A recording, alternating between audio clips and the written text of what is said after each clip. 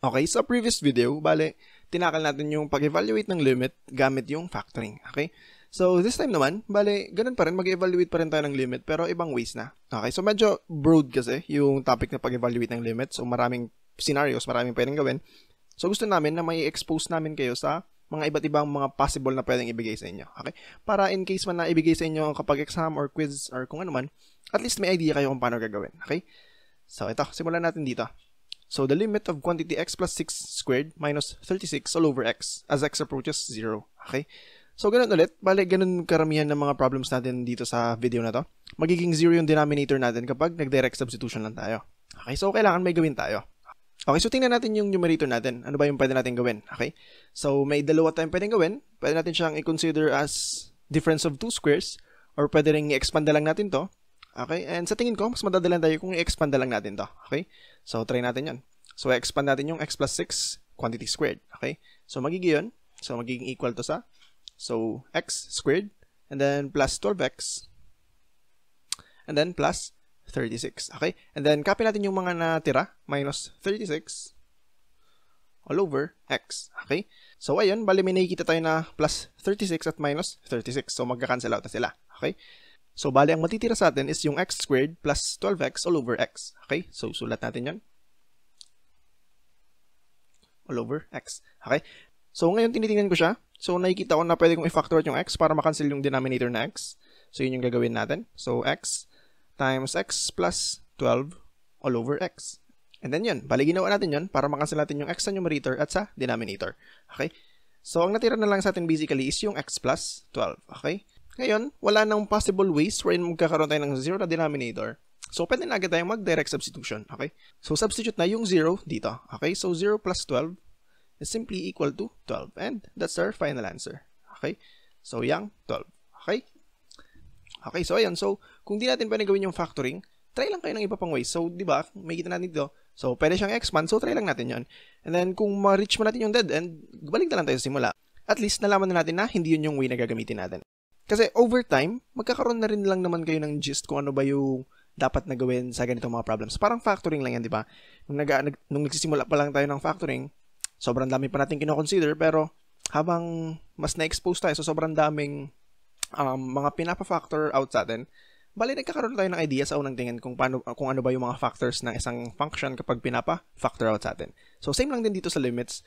Bali, magkakaroon tayo ng unang idea kung ano ba yung pwedeng gawin sa unang tingin pa lang through practice lang. Okay? So, ayun. Proceed tayo sa next problem natin. Okay, so paano naman kapag ganito naman yung binigay sa atin? Okay, so the limit of 1/2 minus 1 over x all over x minus 2 as x approaches 2. Okay, so ganun lang ulit. Kapag sinubstitute yung x, magkakaroon ng 0 sa denominator, so bawal yan. Okay, so ito, bali nakikita ko na siguro pwede tayong may gawin sa numerator. Yan, try nating i-manipulate yung numerator natin. Okay, so kung matatandaan pa natin, kapag nagdi-deal tayo ng fractions, di ba, ang pwede natin gawin is ganito. Let's say meron tayong a over b minus c over d. So, pwede natin siyang gawin na ganito. So, una, itong AD na to. Bale, pwede natin siyang ilagay dito. So, AD minus itong BC naman minus BC all over itong dalawang ito. Okay? So, all over BD. Okay? So, parang ganito lang yan. Ito, mapupunta siya rito. Ito yan. Okay? Then, ito naman siya. And then, yung dalawang denominator is ito siya. Okay? So, ganun lang. So, ngayon, alam natin yan. Bale, ang mangyari rito sa 1/2 minus 1 over x is AD is x times 1 is x lang naman. Minus, yung BC, 2 times 1 is 2 lang naman. Okay? All over. And then yun, yung product ng dalawang denominator na 2 and x, so 2x. Okay? So, ayun. Bale, over x minus 2. Okay? So, burahin ko lang tong part na to. And then, dito naman, okay, kung matandaan din naman natin, we're dealing with fractions pa rin kapag nagdi-divide tayo ng dalawang fractions. Kasi diba, yung x minus 2, pwede natin yung i-express as x minus 2 all over 1. Okay? So, nandito kasi yung main na fraction symbol natin. Okay? So, nilagyan lang natin yung x minus 2 ng over 1 na imaginary 1. Okay? Ngayon, kapag meron naman tayong fraction na in the form na a over b all over c over d, pwede natin yung i-express as a over b times d over c. Okay? Multiply natin dun sa reciprocal ng denominator. Okay? So, similarly, ganun lang din ang gagawin natin dito. Okay? So, alisin ko lang to. So ngayon magkakaroon tayo ng x minus 2 over 2x. I-multiply natin siya sa, so reciprocal nito, 1 over x minus 2. Okay? And ngayon, may x minus 2 sa numerator, meron din sa denominator, so pwede na natin silang i-cancel out. Okay? So, ayun. Bali, ang natira sa atin is yung 1 over 2x. So, equal na siya sa 1 over 2x. So, ngayon, tingnan ulit natin. Kung i-substitute na ba natin yung value kung saan nag-approach yung x, magiging 0 pa rin ba? So, 2 times 2 is hindi na 0. Magiging 4 na siya. So, meaning, pwede na tayong mag-direct substitution. So, 1 over 2 times 2. So, equal siya sa 1/4. And that's it. Okay? So, next problem tayo. So, kapag ganito naman, medyo similar siya dun sa kakasolve pa lang natin. Except, this time, pinagpalit natin yung itong x at 2. Kanina, di ba? 1/2 minus 1 over x to. Ngayon naman, 1 over x minus 1/2. Okay? So, ito. Halos similar process lang siya actually. So, gawin muna ulit natin ito. I-manipulate ulit muna natin yung numerator natin. So, magiging siyang 2 minus 1 times x is x over 2x all over yung x minus 2 natin. Okay? And then yun, lagay ulit natin yung imaginary na denominator na 1. And then, ang mangyayari ulit niyan is 2 minus x over 2x. I-multiply natin siya sa reciprocal nito. So, 1 over x minus 2. Okay? Pero paano yan? May 2 minus x tayo rito, and then x minus 2 rito. Hindi naman natin pwedeng i-cancel lang basta-basta, di ba? However, medyo similar sila, di ba? Magkaiba lang ng symbol. Tama? Ngayon, para ma-deal natin yung mga ganong types, pwede tayong mag-factor out ng negative 1. Okay? Sige, isipin natin. Paano kung mag-factor out tayo rito ng negative 1? Bali, magiging siyang negative 1 times negative 2 plus x over 2x. Tama? Okay, yan. And then, multiplied pa rin sa 1 over x minus 2. Okay? Kasi diba, kung negative 1 yung finactor out natin, negative 1 times negative 2 is positive 2 pa rin naman. Negative 1 times positive x is negative x pa rin naman. So, itong term na to, equal pa rin siya dito. Okay? So, nilabas lang natin yung negative 1. Okay? Ngayon, yung negative 2 plus x, kung pagbaliktarin natin yung dalawang terms, x minus 2 lang din siya, diba? So, pwede na natin siyang i-rewrite as ganun. So, negative 1 times x minus 2 over 2x times 1 over x minus 2. And then yun, pwede na natin makancel out yung x minus 2 sa numerator at sa denominator. Bali, ang natira sa atin ngayon is yung negative 1 times 1, which is negative 1 lang din, over 2x. Okay? Ngayon, check ulit natin. Pwede na ba tayo mag-substitute? Kung mag-substitute tayo ng 2, hindi na magiging 0 yung denominator natin kasi 2 times 2 is 4. So, kung mag-substitute tayo, negative 1 over 2 times 2. So, pwede na. So, equal na siya sa negative 1/4. And that's our final answer, yung negative 1/4. Okay? So, ayun. Proceed tayo sa next one. So, paano naman kapag ganito yung binigay sa atin? So, limit of square root of x minus 2 all over x minus 4 as x approaches 4. Okay? So, ngayon na tinitingnan ko siya, ang mga pumapasok na idea sa akin, siguro pwede akong mag-multiply ng conjugate nila. Okay? Pero alin, conjugate ng numerator or conjugate ng denominator? Okay? Try muna natin yung kapag yung conjugate ng denominator yung minultiply natin. Okay? So, let's say, in-express natin siya. Ganito. Square root of x minus 2 all over x minus 4. I-multiply natin sa conjugate ng x minus 4, so x plus 4. So, dapat x plus 4 sa denominator, so x plus 4 din sa numerator. Para 1 lang din yung minumultiply natin. Para di pa rin nagbabago yung value niya. Okay? So, bale, yung numerator natin, magiging siyang square root of x minus 2 times x plus 4. Okay? And then, yung x minus 4 times x plus 4, okay, equal yan sa x squared minus 16. Okay? So, difference of 2 squares, so x minus 4x plus 4, ito siya, x squared minus 16. So, try nga natin substitute yung 4 kung pwede na ba. So, 4, kung substitute natin siya sa x, magiging 4 squared, and then ang 4 squared is 16. However, 16 minus 16 is 0 pa rin naman. So, 0 pa rin yung denominator natin, so bawal yan. Okay? Bawal to. So, meaning, hindi natin pwedeng gamitin yung conjugate ng x minus 4. Okay? So, try naman natin ngayon yung conjugate naman ng square root of x minus 2. So, kung itatry natin yun, kailangan natin siyang i-multiply naman sa square root of x plus 2. And then, ganun din sa denominator. Okay? So, ngayon, kung ipag-multiply natin sila, FOIL method lang.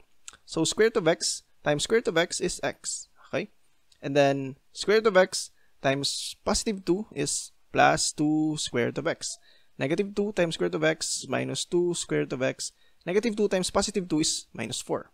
Okay? And then, yung denominator natin, x minus 4 times square root of x plus 2. Okay? So, tingnan natin. Meron tayong plus 2 square root of x, meron din tayong minus 2 square root of x. So, magka-cancel out na sila. Mawala na tong dalawang ito. So, bale, ang matitira sa atin ngayon is ito na lang. So, equal na siya sa x minus 4 all over x minus 4 times square root of x plus 2. Okay? And then yan. So, bale, mas napasimple natin siya ngayon. Kasi ngayon, pwede na nating makancel out yung x minus 4 at x minus 4 dito. Okay?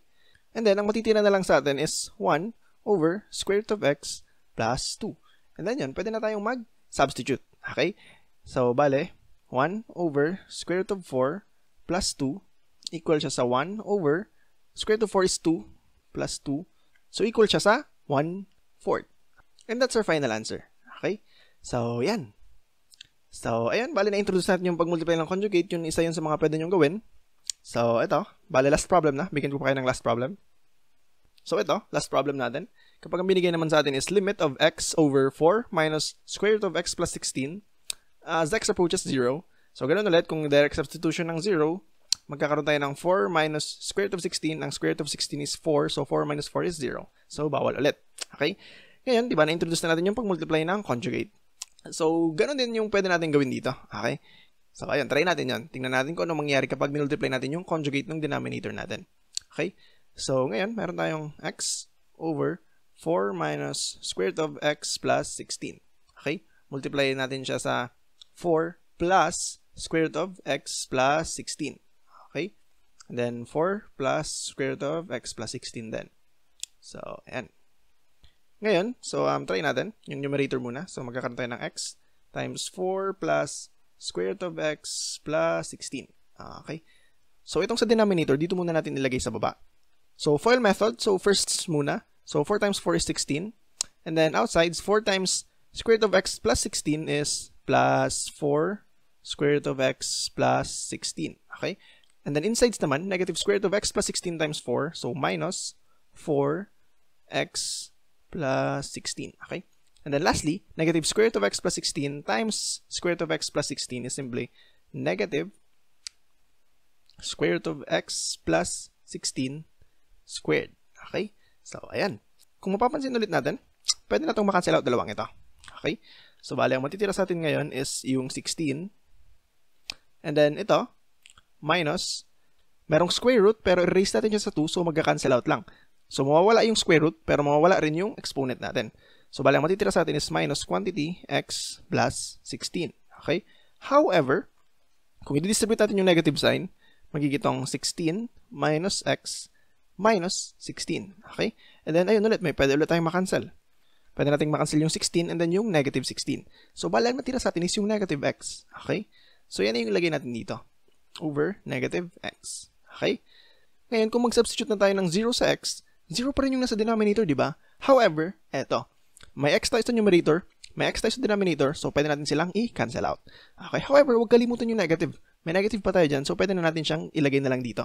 Okay? So, burahin ko lang itong nasa baba para may papagsulatan pa tayo. Bali ngayon, ang kinalabasan na ng equation natin is yung negative, nilagay na natin dito. And then, yung numerator na lang yung natira. So, 4 plus square root of x plus 16. Okay? Ganyan, pwede na tayong mag-substitute. Tama? So, negative 4 plus square root of 0 plus 16. So, equal siya sa negative 4 plus, ang square root of 16 is 4 lang din naman. So, equal siya sa negative 8. And that's our final answer, yung negative 8. Okay? So, ayan. So, bali 5 ang problems yung natakal natin ngayon. Ayun, so bali practice lang talaga kailangan dito sa limits na to. And para matulungan din kayo na dagdag practice is, syempre, bibigyan namin kayo ng practice problems. Okay? And eto siya. Okay? So, halos similar siya. May pagkapareho lang dun sa mga na-discuss natin. So, ang purpose lang natin ito is para ma-practice nyo siya on your own. Okay? So, kasi diba, feel ko nangyari na rin naman natin sa inyo na kapag tinuturo ng iba, feel nyo gets nyo na. Pero kapag dating sa exam, may nakalimutan pala kayo. Nakalimutan nyo pala kung paano to gawin. So, we hope na by giving you these practice problems, baka mas maintindihan nyo yung lesson. Okay? Kasi matatandaan nyo kung paano nyo talaga siya ginawa on your own. Okay? So, ayun. So, sagutan nyo na lang. Pause nyo yung video kung gusto nyo sagutan kasi ipapakita na namin yung answers in 3, 2, 1. And eto yung mga sagot. Okay? So, I hope nakuha nyo. And I hope natutunan nyo yung mga iba pang method kung paano mag-evaluate ng limits. Okay? So, bali na-cover na natin yung pag-evaluate ng limits gamit yung pag-factor out. And na-cover na rin natin ngayon yung pag-evaluate ng limits kapag pwede nating i-manipulate yung function. So I think sa next video, base sa lesson plan namin, bali ang itatakal natin is yung pag-evaluate naman ng limit kapag binigyan tayo ng graph. Okay? So ayun nga, bali binibreakdown lang natin yung mga lessons into chunks na kaya nating matakal. So per topic lang tayo. Okay? So para din iwas yung feeling na nakaka-overwhelm yung mga lesson. Okay? So isa-isay natin yan.